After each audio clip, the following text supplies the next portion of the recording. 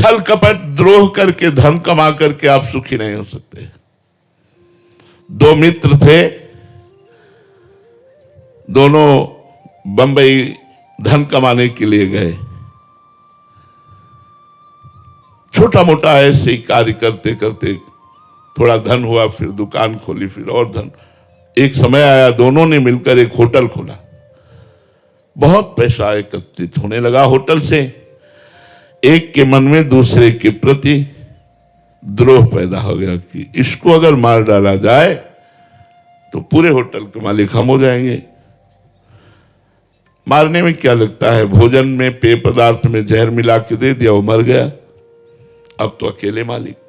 जब गांव लौट करके आए तो गांव वालों ने पूछा वो तुम्हारे साथ गया था? बोले बस वो थोड़ी देर ही साथ रहा, इसके बाद वो कहां चला गया मुझे कोई पता नहीं, सांप बच गए। अब गांव में आकर खूब जमीन खरीदी, बढ़िया मकान बनाया। बंबई से तो चल ही रहा था होटल से। कुछ समय बाद ब्याह हुआ। ब्याह होते ही 1 वर्ष बाद लड़का पैदा हुआ। लड़का पैदा, तो खुशी ही खुशी, आनंद ही आनंद छा रहा है। धीरे धीरे लड़का सयाना हुआ, उसे अमेरिका पढ़ने के लिए भेजा। खूब पैसा खर्चा कर, क्योंकि पैसा है। अब कैंसर हो गया लड़के को। अब ऐसी उल्टा चक्र चला कर्म का। फिर पैसा खर्चा होना शुरू हुआ। धीरे धीरे जमीन बिकी, होटल बिका, सब बिका, कर्जा हो गया। अब पैसा खर्चा करने के लिए नहीं। तब लड़के को बीमारी अवस्था में फिर घर लाए और पैर छाती से लगा के उसके रख के रो रहे थे, बेटा अब क्या करूं? तो उसने कहा बेटा अब क्या करूं? एकांत में जो जहर दिया था उसी का कर्म फल तुम्हें देने के लिए मैं आया हूं। मैं तुम्हारा बेटा बेटा नहीं हूं। देख तेरा सर्वनाश करके अब मैं जा रहा हूं और तू जीवन भर अब तड़पेगा, दुखी रहेगा और कष्ट को भोगेगा। ये संतों के द्वारा दृष्टांत दिया गया। यदि आप पाप कर्म करेंगे तो आपके घर में ही वो पाप कर्म कोई रूप लेकर ऐसा पैदा होगा जो जीवन भर आपको दुख देगा, क्लेश देगा, अशांति देगा। इसलिए मनमानी मत करो, शास्त्र के अनुसार चलो, भगवान का नाम जप करो, पवित्र भोजन करो।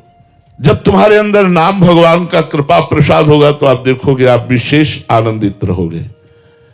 अभी आनंद को जाना ही नहीं किसे आनंद कहते हैं।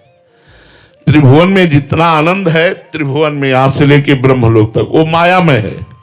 इसलिए उसे आनंद नहीं कह सकते, उसे सुख कहते हैं। सुख का परिणाम दुख है, हर सुख का परिणाम दुख है।